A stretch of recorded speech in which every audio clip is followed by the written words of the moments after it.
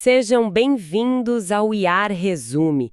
Hoje a gente tem uma missão aqui, mergulhar num resumo bem denso de economia e, olha, transformar isso em algo que faça sentido de verdade no dia a dia. Exatamente. A ideia é descomplicar. E o ponto de partida, sim, é até bem simples. A economia, no fundo, é o estudo de como a gente lida com a escassez. A escassez, tipo, o fato de que não dá para ter tudo o que a gente quer. Isso. Os recursos são limitados, né? Tempo, dinheiro, tudo. E a economia é basicamente a ciência que estuda como a sociedade, as empresas e as pessoas fazem escolhas nesse cenário. A ciência das escolhas. Gostei. Parece mais palpável. Então, para nossa análise de hoje, eu pensei numa estrutura em 3 partes. Primeiro, os 10 princípios básicos, o alicerce de tudo. A base do raciocínio econômico. Isso. Depois, a gente entra no motor da coisa, oferta e demanda. E, por fim, vamos ver como se mede a saúde da economia, com aquelas siglas famosas, tipo PIB, inflação. Preparado? Sempre. Vamos lá. Ótimo. Então, começando pelos princípios. O material separa em grupos, e o primeiro é sobre como as pessoas tomam decisões. O princípio 1 é a raiz de tudo. Todas as pessoas enfrentam trade-offs. O famoso não existe almoço grátis, né? Para conseguir uma coisa, você inevitavelmente abre mão de outra. E qual seria o grande trade-off da sociedade? O material aponta um bem clássico, a troca entre eficiência e igualdade. Pensa numa pizza. Eficiência é fazer a maior pizza possível com os ingredientes que você tem. Ok. Igualdade é garantir que cada fatia seja distribuída de forma perfeitamente igual. O problema é que, se você gasta muito tempo e energia para cortar tudo milimetricamente, a pizza pode esfriar. Ou seja, a busca por mais igualdade pode, às vezes, diminuir o incentivo para produzir e acabar encolhendo a pizza para todo mundo. A analogia da pizza fria é ótima. E essa ideia de abrir mão de algo já me leva direto para o princípio 2. O custo de alguma coisa é aquilo de que você desiste para obtê-la. É o custo de oportunidade. E ele é, assim, muitas vezes ignorado. O exemplo da faculdade é perfeito. O custo não é só a mensalidade, os livros. Tem mais coisa. O maior custo, talvez, sejam os salários que a pessoa não ganhou porque estava na aula em vez de estar trabalhando. É o valor da melhor alternativa que foi sacrificada. Nossa, é o fantasma de todas as escolhas que a gente não fez. Faz sentido. Agora, o princípio 3 sempre me pareceu meio técnico. As pessoas racionais pensam na margem. O que é isso na prática? Significa que a gente raramente decide no tudo ou nada. As decisões são nos pouquinhos, nos ajustes. Você não decide entre estudar para sempre ou nunca mais abrir um livro. Não, claro. Você decide se vale a pena fazer mais um semestre. Esse mais um é a margem. A empresa aérea, para vender um assento de última hora, não pensa no custo médio do voo. Ela pensa no custo marginal. Quanto custa a mais colocar aquela pessoa ali? Ah, o custo do amendoim e do combustível extra. Exato. Se o preço da passagem de última hora cobre esse custo marginal, já valeu. Entendi. É fazer um mini cálculo de custo-benefício para cada pequeno passo. E esse cálculo, imagino, é totalmente guiado pelo princípio 4. As pessoas reagem a incentivos. Totalmente. Um incentivo é qualquer coisa que mexe nesse cálculo marginal. Pode ser uma recompensa ou uma punição. O preço da gasolina sobe, isso é um incentivo para usar mais o transporte público. Funciona mesmo? Pensa nas sacolinhas de supermercado. Campanhas de conscientização tiveram pouco efeito. Mas quando passaram a cobrar tipo 10 centavos pela sacola, o comportamento de milhões mudou quase instantaneamente. Incentivos são uma ferramenta poderosíssima. Ok, fechamos a lógica do indivíduo. Mas e quando milhões de indivíduos, cada um com seus cálculos, interagem? Aí vira o caos, não? É aí que a mágica acontece. O que nos leva ao segundo grupo de princípios: como as pessoas interagem. E o princípio 5 é a chave. O comércio pode ser bom para todos, porque a gente se especializa. Exato. Imagina ter que produzir sua própria comida, roupa, seu celular. Seria um desastre. O comércio permite que cada um foque no que faz de melhor e troque com os outros.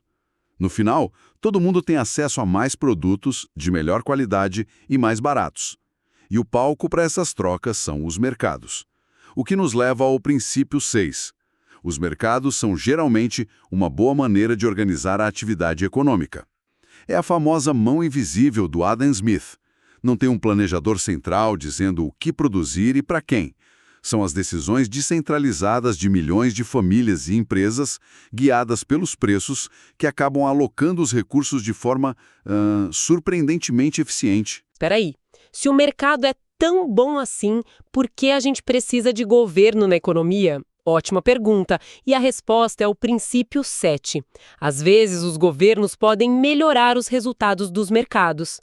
A mão invisível precisa de regras para funcionar. Proteger a propriedade privada, por exemplo. Ninguém vai abrir um restaurante se qualquer um puder entrar e comer de graça. Certo, o governo define as regras do jogo. Isso. E, além disso, às vezes o mercado falha.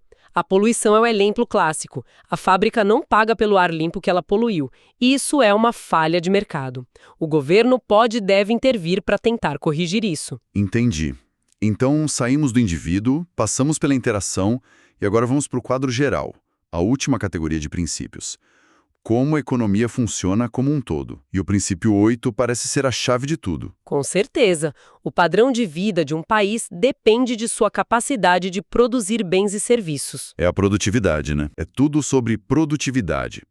A diferença de qualidade de vida entre países, no fim das contas, se resume a quanto cada trabalhador consegue produzir por hora de trabalho. O resto é consequência. E falando da economia como um todo, não dá para escapar da inflação. O princípio 9 é bem direto sobre isso. Os preços sobem quando o governo emite moeda demais. É simples assim. Na essência, sim, é um fenômeno monetário.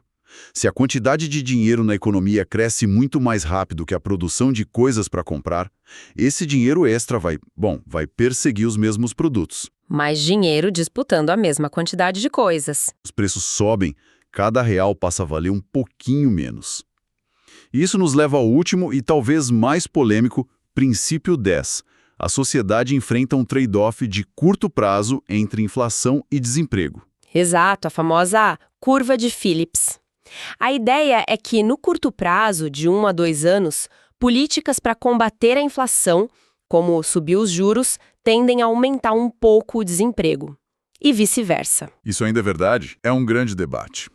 Essa relação parecia muito sólida, mas nos anos 70, por exemplo, vários países tiveram inflação e desemprego altos ao mesmo tempo. Hoje, os economistas olham para essa relação com muito mais cuidado. Não é uma troca tão automática assim. Ufa, 10 princípios. É a gramática da economia. Mas agora vamos ver o idioma em ação. A interação que cria os preços, oferta e demanda. O que a lei da demanda nos diz, basicamente, é quase intuitivo, né? Se todo o resto continuar igual, quando o preço de um produto sobe, a gente tende a comprar menos dele. O preço do sorvete dobra no verão, talvez a pessoa pense 2 vezes. Por isso a curva de demanda no gráfico é sempre para baixo. Sempre descendente. Mas claro, o preço não é a única coisa que importa. Certo, tem outras coisas que fazem a gente querer comprar mais ou menos. Exato. E esses são os fatores que deslocam a curva inteira. O principal é a renda. Se a renda das pessoas aumenta, elas tendem a demandar mais da maioria dos produtos. São os bens normais. E o material fala de bens inferiores. O que seria isso? É curioso, né? Um bem inferior é aquele cuja demanda cai quando a renda sobe. Pense em passagens de ônibus. Muita gente, quando começa a ganhar mais, deixa de usar o ônibus e compra um carro. Nesse caso, o ônibus foi um bem inferior. Faz sentido. E os preços de outros produtos também influenciam. Sim, os bens relacionados. Se o preço da manteiga sobe muito, a demanda por margarina, que é um substituto, aumenta. E se o preço da gasolina sobe, a demanda por carros grandes, que são complementares, tende a cair. Ok, esse é o lado de quem compra. E quem vende? Aí entra a lei da oferta. Que é basicamente o espelho. Para o produtor, um preço mais alto é um ótimo incentivo para produzir e vender mais daquele produto. Então, a curva de oferta é ascendente. Preço sobe, quantidade ofertada sobe. E onde a vontade de quem compra encontra a vontade de quem vende. Aí temos o equilíbrio de mercado. É o ponto mágico onde a quantidade que os consumidores querem comprar é exatamente a mesma que os produtores querem vender. O mercado está sempre gravitando em torno desse ponto. Vamos fazer um teste. O exemplo dos carros híbridos é ótimo. Mercado em equilíbrio. De repente, evento 1. O preço da gasolina dispara.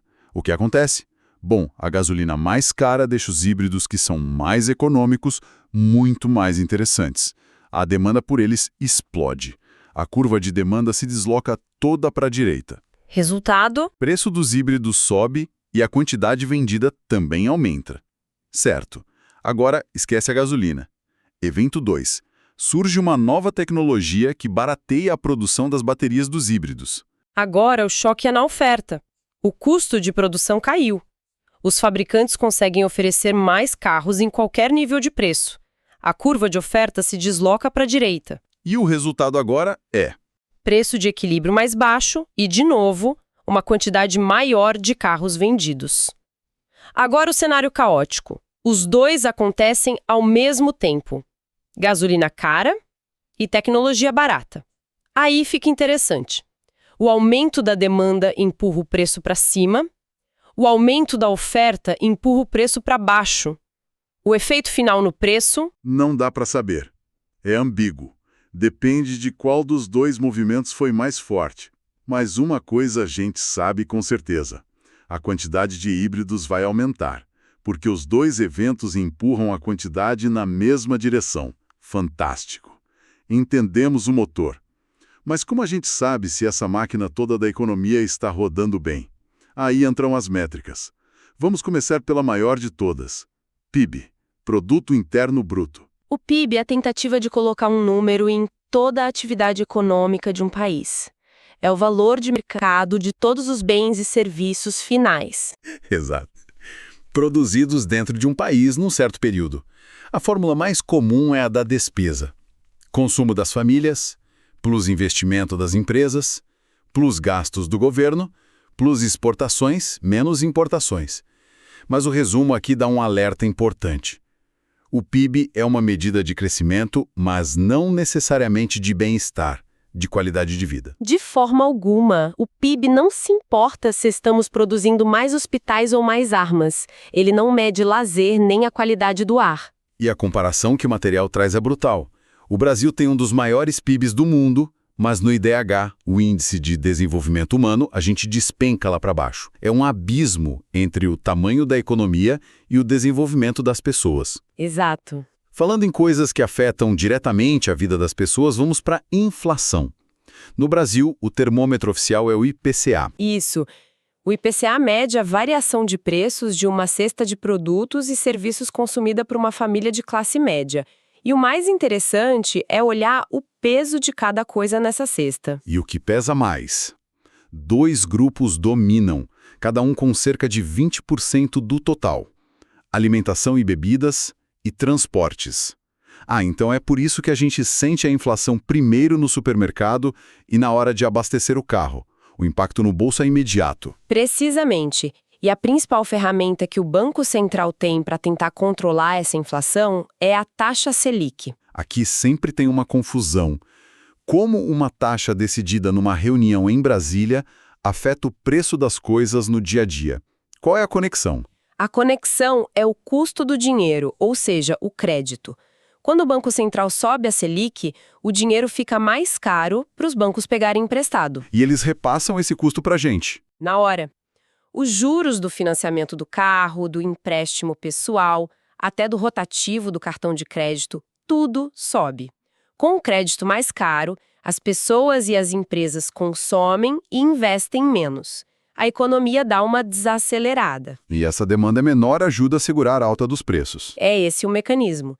Quando a Selic desce, o efeito é o contrário, de estimular a economia. Então, no fim do dia, para o nosso dinheiro, o que importa é a briga entre o quanto ele rende e o quanto a inflação comeu desse rendimento. É a batalha final. O exemplo do resumo é perfeito. Digamos que a Selic, que influencia muitos investimentos, esteja em 11,75% ao ano. E a inflação, o IPCA, ficou em 4,62%. Nesse caso, meu dinheiro rendeu mais que a inflação. Eu tive um ganho real. Exato, seu poder de compra aumentou. Agora, imagina o cenário oposto. A inflação dispara para 12% e a Selic está em 9,8%. Mesmo com seu dinheiro rendendo, na prática, você ficou mais pobre. Que jornada!